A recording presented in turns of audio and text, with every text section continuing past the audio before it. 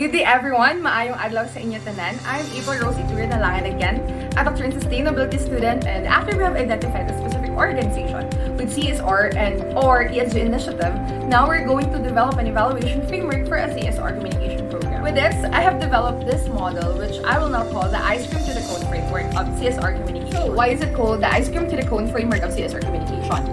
As you can see, there are three facets in this framework. First the cone, second the ice cream, and the third is the pathway. So the cone represents the business with the CSR at the center of its operation. Second, the ice cream represents the stakeholder in its categories. And third, the pathway represents the different strategies of communication. In order for the ice cream, the stakeholders to fall into the cone, which is the business, there will be pathways to that which is of the communication. So hence the name ice cream, the stakeholders, to that is the pathway of the communication.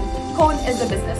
As we have traced the meaning of the framework's name, the ice cream to the cone framework of CSR communication, it is inspired from the stakeholder theory of Freeman, stakeholder engagement model of Morsing, Schultz, and of course the triple bottom line framework of Elkington. Now, we will go to each facet starting with the cone, which is the business. Why CSR is the heart of the operation? CSR should not be treated as only peripheral or philanthropic or uptext function. It must be institutionalized within the organization's operational DNA. The integration of CSR into strategic planning, governance, and daily workflows of the companies ensure that profitability aligns with social responsibility and, of course, environmental stewardship. In this framework, businesses are inside the triple bottom line, which is the people, planet, profit, which is inspired by the triple bottom line framework, which was introduced by John Elkington in 1994, which defined how organizations define success. Instead of focusing solely on profit, businesses are urged to evaluate their social, which is the people, environmental, planet impact, alongside with economic, which is the profit performance. For the people, prioritizing employee welfare, human rights, and community development creates a motivated workforce and, of course, loyal customers. Businesses that care for people gain a strong social license to operate. Second is for the profit. Profit remains essential, but it is redefined as sustainable profit growth, which is achieved responsibly, balancing short-term gains with long-term resilience. And of course, for the planet, environmental stewardship is not just ethical, it should be strategic by reducing carbon emission, conserving resources, and of course investing in green solutions. Businesses cut costs and future-proof their operations. So together, the people, planet, and profit approach ensures that CSR communication provides a clear narrative for businesses to express how their actions create shared value for society, environment, and of course the economy. As the business is the cone representing structures, systems, and processes of CSR communication, of course, the ice cream of the business are the stakeholders. They give substance, flavor, and purpose to the business. Without them, the structure, which is the code, is empty and meaningless. The ice cream of this framework is inspired from Freeman's stakeholder theory. Hence, I have categorized the stakeholders into three, which is the internal stakeholders, central stakeholders, and of course, external stakeholders. Internal stakeholders form the foundation, ensuring CSR principles are embedded in everyday practice. They embody the CSR values and ensure policy execution. For example, the employees and the top management. The central stakeholders form the strategic nucleus. Their decisions directly shape corporate performance and sustainability positioning. So effective CSR communication with them builds trust, attracts ethical investors, and of course strengthens customer loyalty. For example, of the central stakeholders are the, of course, customers, shareholders, investors, and business partners. And lastly, the external stakeholders. They are to provide the broader societal lens. So their engagement strengthens legitimacy, but their influence depends largely on how effectively the organization communicates with the internal and central stakeholders.